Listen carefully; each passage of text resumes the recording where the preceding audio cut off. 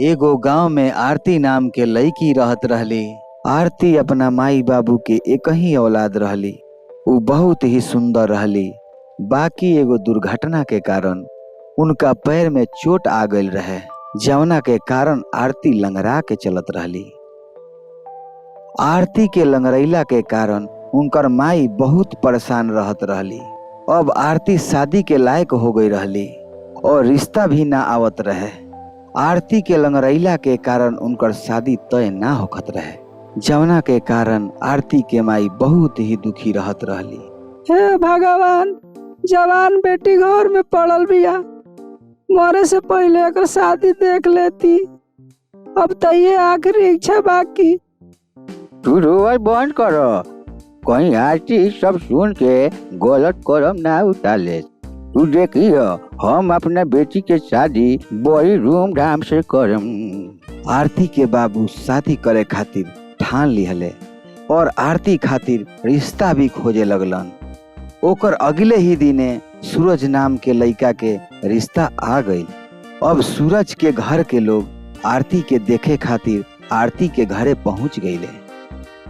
जब आरती सूरज के घर वाला खातिर चाय लेके आवतारी, तब सूरज के माई देखतारी कि आरती लंगड़ा के चलतारी। तबे आरती के पिता आरती के लंगड़ा होखे के कारण मोच बता के टाल दिहलन। समझे जी, हम चाहत नहीं कि आरती सूरज के शादी जल्दी कर दिया जाओ, काहे से कि आरती के माई के तबीयत आजकल बहुत खराब रहता। हाँ समझी जी, हम चाहता नहीं कि हम कल पंडित के बुला के यही महीने में शादी तय करवा देता नहीं। बाकी ये शादी से आरती खुश ना रहली, लेकिन मने मन आरती खुश रहली। कम से कम उनका माई बाबू के चिंता तो कम भइल। कुछ दिन बाद आरती के शादी हो गई और आरती अपना ससुराल भी चल गईली। और दिन बीतते गईल, आरती अपना ससुरा के सारा काम संभाल लेत रहली और अपना ससुरा के लोग के भी खुश रखे लगली।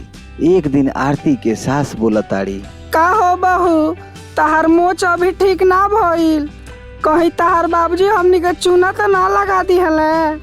अम्मा जी, बचपन में चोट लगला के कारण हमार पैर टूट गए रहले, ओही से हम लंगड़ा के चले नहीं। एकरा मतलब तोर बाबूजी हमनी से झूठ बोल के रिश्ता तय करैले रहले। हे भगवान, हम लूट गईनी, बर्बाद हो गईनी।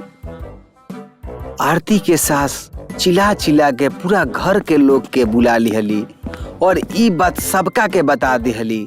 ई बात सुन के पूरा घर के लोग बहुत गुस्सा भइल और ई आरती के ढेर सारा बोली सुना दिहल लोग। उनका लोग के डांट सुन के आरती रोए लगली। अब रो रो के बहाना मत बनाओ, हमनी के धोखा दे में तोरा तोनी को शर्म ना लागल। हमरा के माफ कर दिलो। हमार माई के बचावे के खातिर रवा लो से हमार बाबूजी झूठ बोलेले। अगर वो झूठ ना बोलते तो हमार माई मर जाती। हम एगो धोखेबाज और झूठी लड़की के साथे ना रह सकीले। चल निकल हमरा घर से भाग। अरे देखत का बानी जी, उठा के फेंकी और एकरा सामान के। तभी आरती के देवर गौरव गुस्सा होके बोलतारन, ई सब का करता लो? भाला ई हालत में भाभी कहाँ जइहन? औरी भैया, तू तो इनका साथे साथ फेरा ले ले बारा, कम से कम तू तो भाभी के साथ दो। तू चुप रह गौरव, ऐसे भी दहेज में एगो गाड़िए मिलल बिया और ऊपर से ई लंगड़ भी बिया। हम ना रहे एकरा संगे। तो भाभी में कमी का बा? वैसे भी घर के सारा काम इहे करेली, केहू बा जे इनकर मदद कर देवे। लेकिन आरती के घर के लोग के कुछ फर्क ना पड़ल। आरती के घर से निकाल दिहल गई। आरती बेचारी रोवत रोवत अपना नैहर चल गईली। ई सब बात अपना माई बाबू से बतौली। ई सब सुन के आरती के माई के तबीयत खराब हो जाला और उनका के बिहार के शक्ति चंद हॉस्पिटल में भर्ती कइल जाला। यही सब हमरे चलते भइल बा। अगर हम लांगड़ न रहती तो ये सब कुछ न भइल रहे। सूरज दोबारा शादी करे खातिर तैयार हो गईलन और ऊ अपना पहला प्यार सलोनी के नंबर अपना फोन से निकाल के मिले खातिर बुलौलन और उस सलोनी से शादी करे खातिर कहलन। फिर सलोनी भी उनका से शादी कर लेली, लेकिन सलोनी के घर के कोनो काम में मन ना लगेला। यही न कुछ दिन बीत जाला। एक दिन सलोनी घर के सफाई करत रहली, तभी सूरज के माई आवेली और बोलेली, बहू एगो काम कर, आज पूरा घर के गाय के गोबर से लीप द। छी छी, ई सब हमरा से ना हुई। हम अपन नैहर के रानी है रानी। हमार खातिर हमार बाबूजी 20-20 गो नौकरानी रख ले बानी।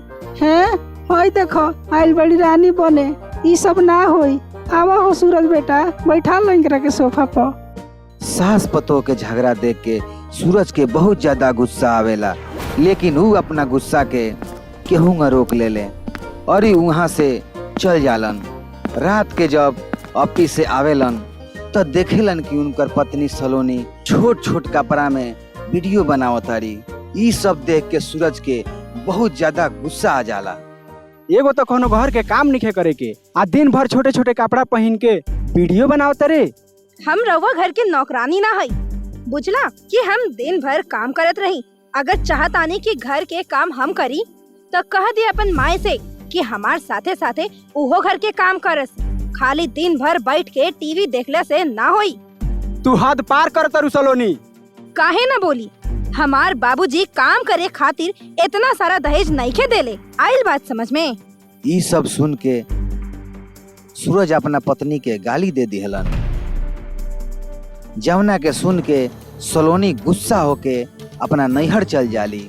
सूरज के तलाक खातिर कोर्ट जाली और उनकर सूरज से तलाक भी हो जाला।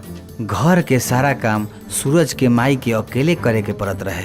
धीरे धीरे सूरज के माई के तबीयत खराब होखे लागल। हम तो पहले ही कहत रहनी कि आरती भाभी के घर से मत निकालो, लेकिन केहू हमार बात ना सुनल। अब हो गइल उनु बीमार।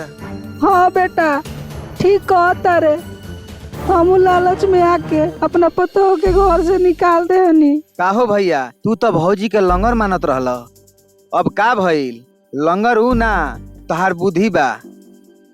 हाँ सूरज बेटा, अब कुछ को के हमारे पतोह के हमारे लगे लिया दो, हम तारा आगे हाथ जोड़तनी बेटा। सूरज के सब गलती के एहसास हो जाला। उनकरा इहे पता चल जाला कि इंसान हाथ पैर से ना बल्कि दिमाग से भी लंगर हो जाला।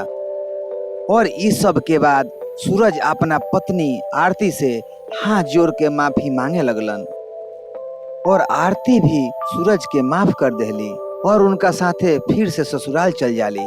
और घर पहुंचते ही सूरज के माई भी आरती से माफी मांग लेली और फिर से सब लोग अपना घर में खुशी खुशी रहे लागल लोग।